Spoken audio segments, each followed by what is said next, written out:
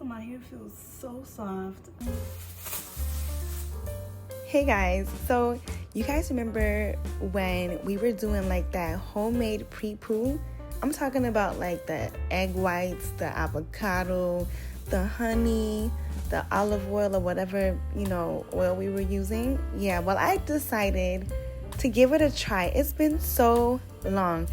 I don't see anybody doing that anymore, but I was just like, you know what? I was doing it back then, and I feel like my hair was actually really taking off. So anyhow, I put that in my hair. I just finished washing it out. Some of the twists that I had put in, I like to kind of section my hair off sometimes so that it doesn't get tangled when washing it. Typically, I do wash my hair in the shower, but today I did it in the sink. But either way, some of the twists started coming undone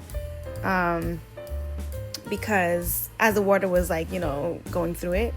And right there, what you see me picking out is rosemary. Yeah, so to all that I mentioned, the egg white, the honey, the avocado, the oil, I also added rosemary because they say it's good for your hair. So I put that in there as well.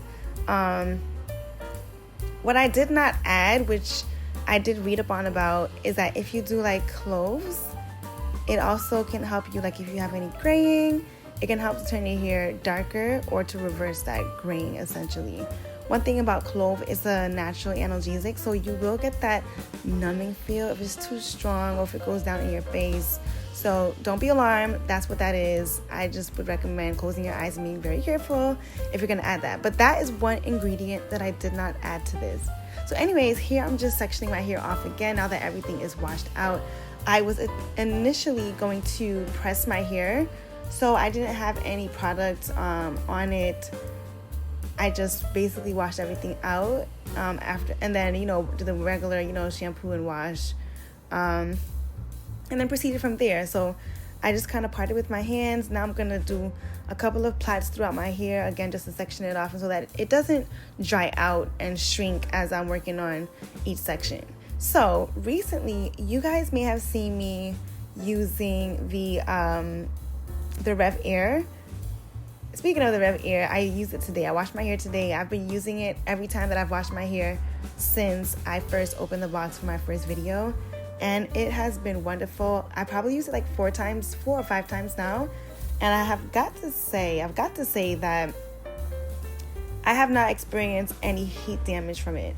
Because I can make a video, 1 or 2 videos, share it with you all, but then it's not really I haven't used it over a long term to really know if there's, the pros and cons about it. So yes, coming back on here months later, I can say that Rev Air does not damage my hair whatsoever. So before using the Rev Air, what I used to use to blow dry my hair that I liked a lot was the Revlon paddle brush dryer. And so you guys are going to see me use that here. I'm also using the Easy Detangler brush, which was quite popular for some time now.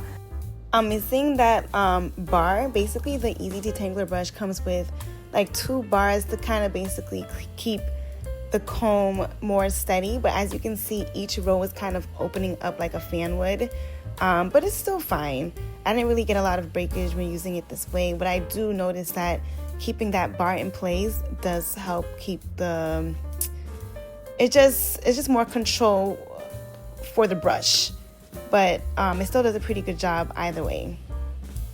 Now, before I get any further, what I do want to say is for that pre-poo mixture, I probably wouldn't use the rosemary again, only because it's too tedious picking out any parts or pieces that didn't get washed out completely. But I will use everything else because I absolutely loved the outcome of this. Sectioning the hair into these plaits or braids really helps make the blow drying process very manageable. For one, it keeps my hair stretched, and 2, it keeps the moisture in my hair so that by the time I get to that section, it's not completely dry as I blow dry it. You always want to at least blow dry on damp hair.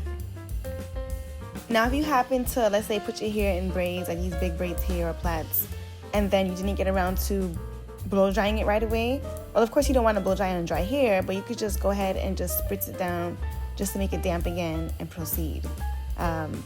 This would prevent breakage, of course, because it's in its damp state. This has proven to me to be one of the most efficient, quickest ways to style my hair once I finish washing it. Because I get to detangle right away, then I section it so it's still in its detangled state, even though it's braided. So once I get to that part, I just quickly, run like a white tooth comb through it again, or a blow dryer or a paddle brush, and it's just like, it's gonna take way less time. Like this part that I'm doing now, it might take a few, pull throughs until it's just gliding through. But once I take out these braids, because that part was already done, it's real easy. So now I'm down to the last section. I'm about to start the blow drying process. I know you guys are ready and waiting, so let's check it out. And let me just say, if you have not subscribed yet already, please hit that subscribe button and leave a comment if you like. So when I blow dry my hair, I like to always start from the bottom and work my way up.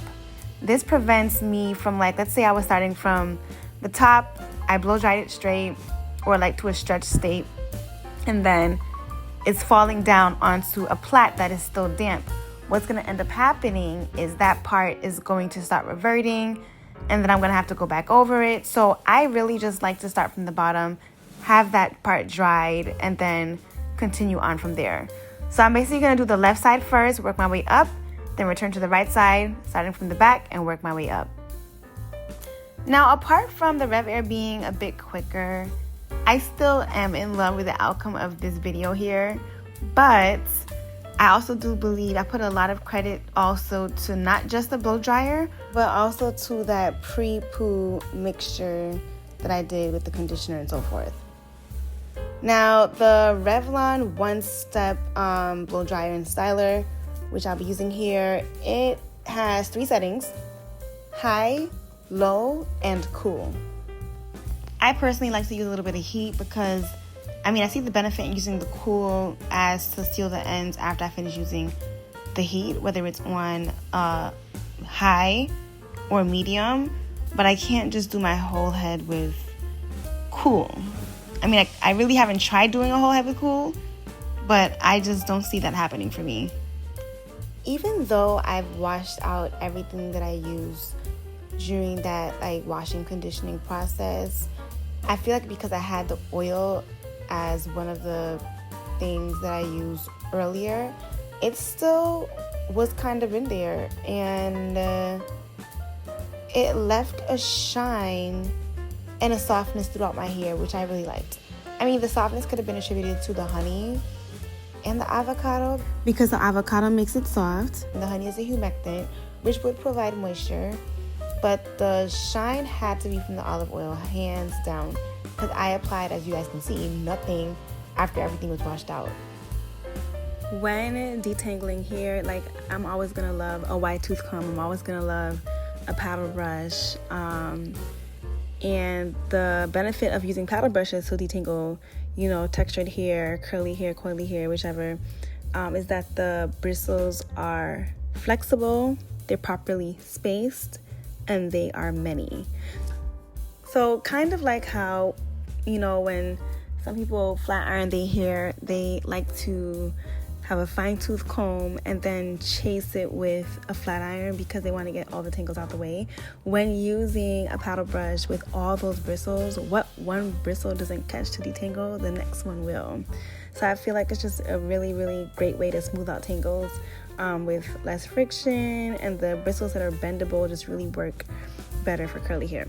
So officially, the name of this hair dryer is the Revlon one-step hair dryer and styler, all-in-one detangling and straightener brush for salon quality, smooth hair, straight hair, more shine, and less frizz. And I love the ease of it all that it brings, because it's detangling for me, it's straightening for me, and it has different options on settings that I can use. I feel like I'm not burning myself. Again, I can choose to use medium. It'll take longer than using the high function, but the medium can also get it done. Might take a little longer, but it's okay. But it did a great job. Now, the Rev Air dryer is definitely quicker, but I can see the benefit in both, and I would actually be curious to trying to use them together if I were to do like a soap press. I feel like using the Rev Air hair dryer and then following it up with this Revlon brush, oh, I feel like that would look really good. And as I'm doing this voiceover right now, I think I have an idea for my next video. Now I'm looking online right now and I'm seeing the Rev Air going for about $3.99. Maybe another seller might have it for cheaper, but that's what I'm seeing now.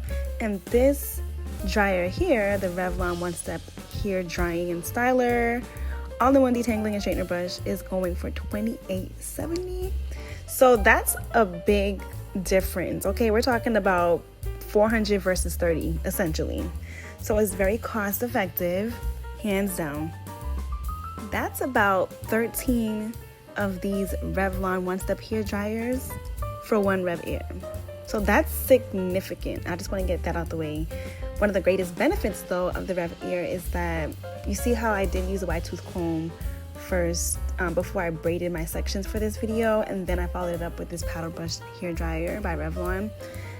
It's kind of like I am manipulating my hair twice, whereas with the Rev Air I'm only detangling it once with a wide tooth comb, or sometimes the unbrushed, but basically just one time before putting it into the Rev Air hair dryer. So I just wanted to point out some key differences in terms of things you might be considering if you are looking for one over the other. I still love them both.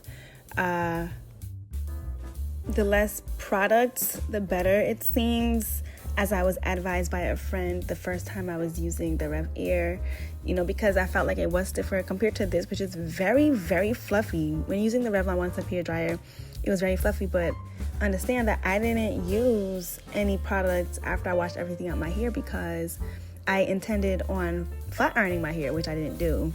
But because I was so pleased with how my blow dry came out, I just kind of rocked it in that state. I was like, that's good enough for me. I was pleased. But yeah, when using either the Rev Air or the Revlon dryer, I would say as little product as possible. And if you are going to use product, make sure it's really light. That way it's not stiff. But I do still feel, even without all of those tips, that my hair came out fluffier still with the Revlon One Step Hair Dryer. Another difference would be that this one would take a little bit longer to dry than when using the Rev Air hair dryer. But it really depends on what look you're going for. I feel like it's a little bit, it's a different feel, different look. The fullness is different. This gives me a more full, fluffier look, but it's also lighter still. Now, I could have done a better job getting my roots in the back where I couldn't see, but naturally the back of my hair is denser than the front anyway. But I still feel like I could have probably spent a little bit more time, or have used probably like the high setting instead, to really get back there to, really just glide through once I followed it up with the wide tooth comb. But I still love them both. I wouldn't really say one over the other. They both serve a great purpose. I'm also really pleased that I haven't lost much hair through this detangling process with the Revlon hair dryer, so that's good. Alright, so I know I gave a reason in the beginning of this video saying why I like to blow dry my hair from back to front, but now that I actually think about it, I do want to try from front to back next time, because I'm thinking what happened here is that there probably was still some moisture at like the top of my head or the crown of my head that rolled down the scalp to the back of my head, causing the roots back there to revert.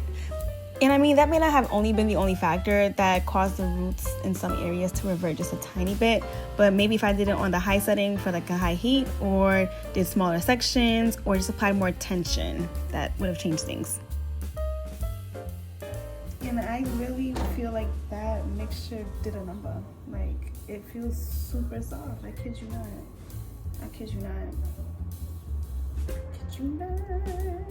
So excited.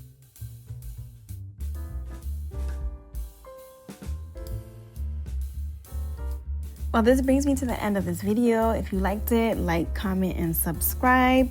and see you in the next one.